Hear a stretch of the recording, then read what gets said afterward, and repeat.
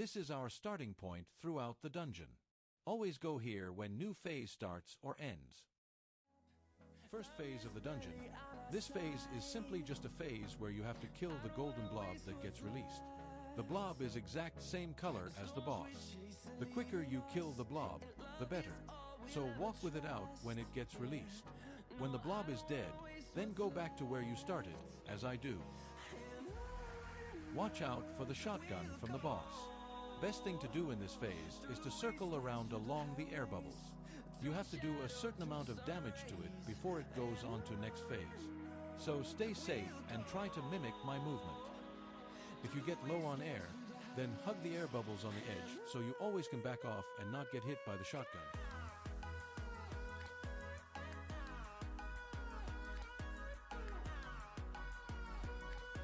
If you have a weapon where the shots hit multiple targets, then you'll have an easier time hitting the boss through the minions than if you don't.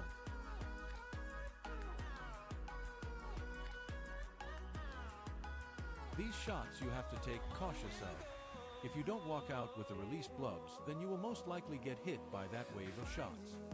However, this phase is like before. You have to kill the released blobs. The quicker, the better. Be aware of the yellow paralyzed shots. Best tip is to take it chill and not overdodge anything. When the last blobs are dead, then it is time for probably the most dangerous phase of the dungeon. You start from the same position as we began and then slowly move clockwise around the boss. Your goal is to be in between the shots coming from the boss and on the edges of the air bubbles so you don't suffocate. The closer to the boss, the better. The reason for that is that the small blobs circling the room also wants to kill you. When you finally have damaged the boss enough, you yet again have to kill released blobs. As before, it is best to follow the blobs out when they are being released and then circle with them around. If you get low on air, then hug the air bubbles in between the shots from the boss. It is best done by standing on the edges of the air bubbles. You can either wait for the blobs to come to you, or you can safely and slowly move through the shots coming from the boss. The slower you do it, the more safe.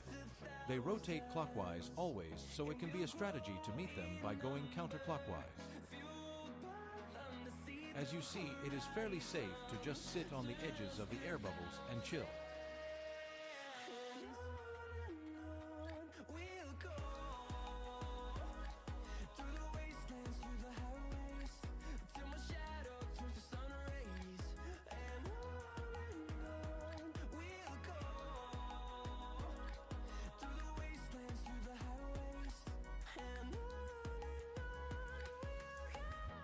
Now we've come to the final phase.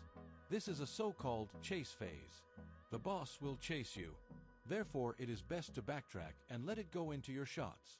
Watch out for the small blobs as they will try to kill you too. In this chase, the boss also shoots paralyzed shots, so therefore it is important you backtrack and circle around it so you don't get paralyzed. Try to drag it away from the bubbles and to the edges of the room so you can take air on the air bubbles.